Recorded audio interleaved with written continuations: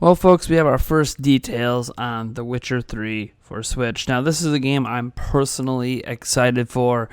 I do own it on PC, although I didn't buy any of the DLC. And what we are getting on Switch is basically a definitive edition. It's the entirety of The Witcher, all DLC included, for one price. I assume the price is $59.99, but I'm not 100% sure.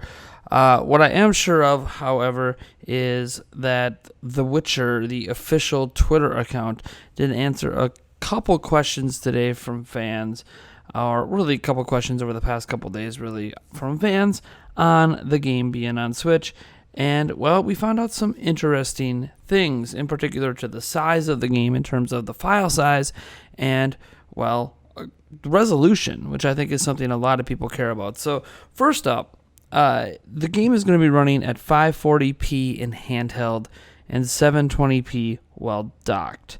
However, this does include a dynamic resolution scaler, which I think is expected. So when you hear the words 540p and 720p, those are typically the top resolutions that the game can hit or does hit at times, but we're not really sure how far down the resolution might go. So while it's 540p in handheld, maybe it drops down to 480, 360, 240, any one of those resolutions are possible. And 720p while docked, drops down probably to 680, 540, etc. We don't really know.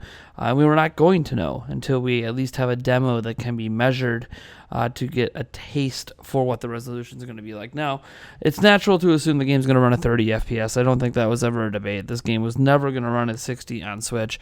But if it can maintain, respectable, resolutions at like 480 and above in handheld and 540 and above on docked at 30 FPS, I think that would probably be pretty impressive. But again, we don't actually have a demo of the game at E3, not even a behind closed doors demo to really determine this. All we have are spare bits and pieces of footage that were put up during the Nintendo Direct, and that's all we're going to get for now, unless somehow Nintendo Treehouse surprises us on the final day and gives us some gameplay. That being said, we also know how big the game is going to be. So the Witcher account answered a question on how much storage you're going to need for the game, and they said the game is roughly 32 gigabytes.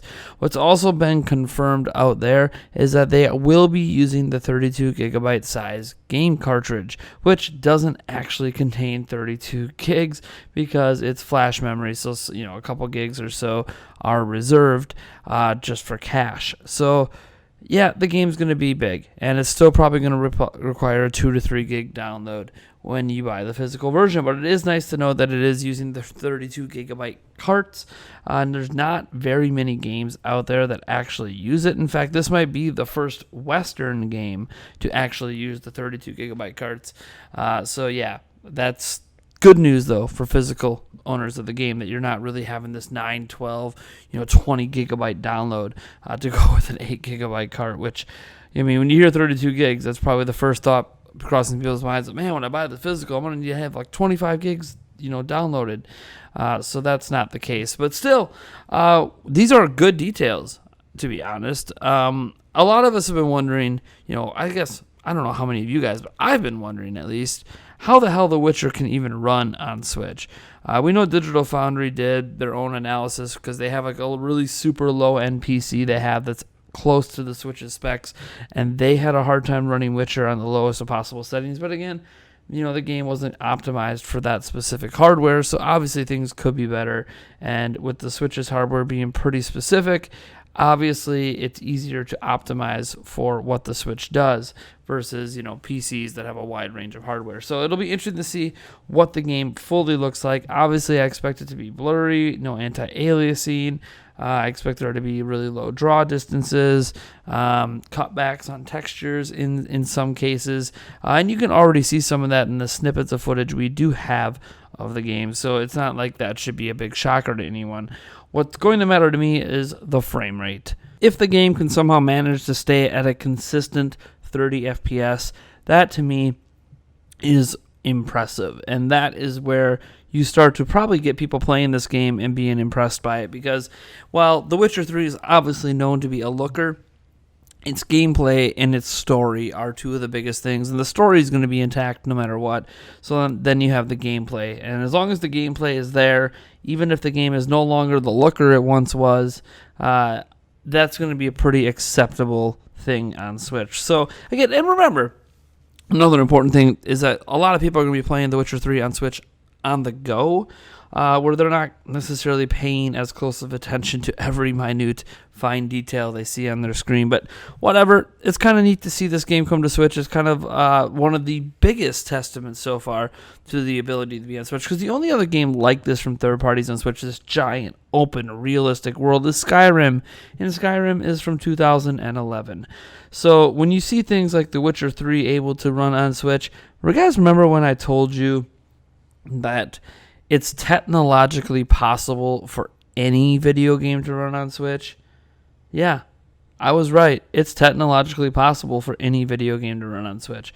It's never a question of if a game can run on Switch. It's always a question of what sacrifices need to be made for a game to run on Switch, and if the developers are willing to put in those sacrifices and think the game will still sell well. So The Witcher 3, I think, is definitely a game that if you are into tech, if you're into the capabilities of Switch, it's something to pay attention to. You know, pay attention to that Digital Foundry analysis. Pay attention to all the analysis that exists out there when the game finally does release, because this is going to be basically a technological benchmark for Switch on how well it can handle The Witcher 3, which is a current gen looker of a game that is still among one of the best looking games of this generation. So if it can somehow manage this massive open world looker of a game and present it at a very acceptable level, it starts to get to that point where third parties are starting to run out of excuses to not put their games on Switch, at least